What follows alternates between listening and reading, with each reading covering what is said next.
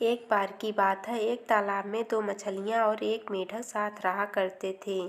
एक मछली का नाम सतबुद्धि और दूसरी का नाम सहस्त्रबुद्धि था।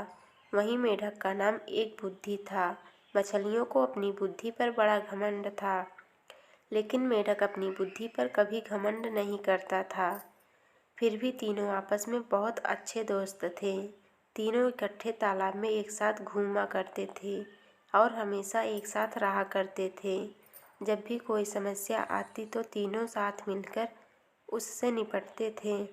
एक दिन नदी के किनारे से मछुआरे जा रहे थे।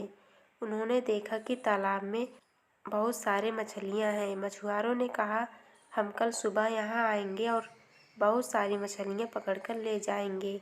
मेढक ने मछुआरों की सारी बात सुन ली थी। वह तालाब में मौजूद सभी की जान बचाने के लिए अपने दोस्तों के पास गया।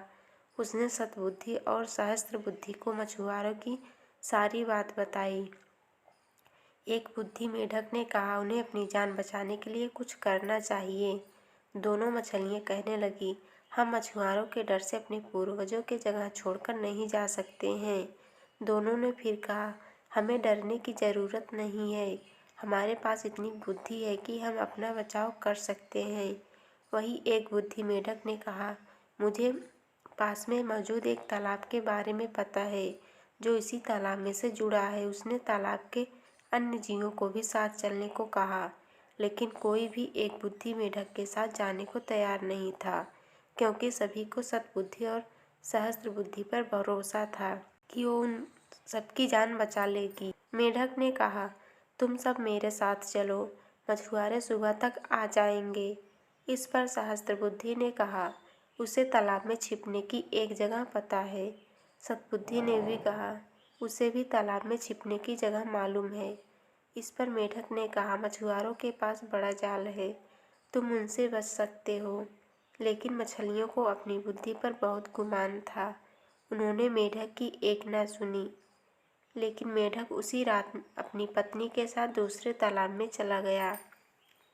सतबुद्धि और सहस्त्रबुद्धि ने एक बुद्धि का मजाक उड़ाया। अब अगली सुबह मछुआरे अपना जाल लेकर वहां आ पहुँचे। उन्होंने तालाब में जाल डाला।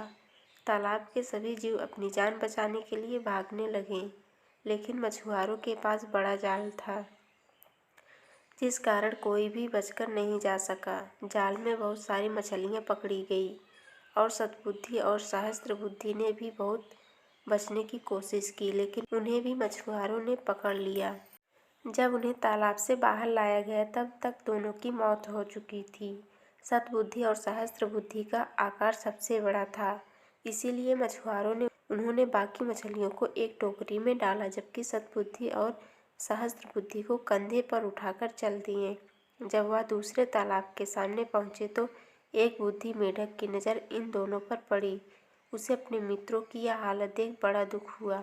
उसने अपनी पत्नी से कहा कि काश इन दोनों ने मेरी बात मान ली होती तो आज ये जिंदा होती।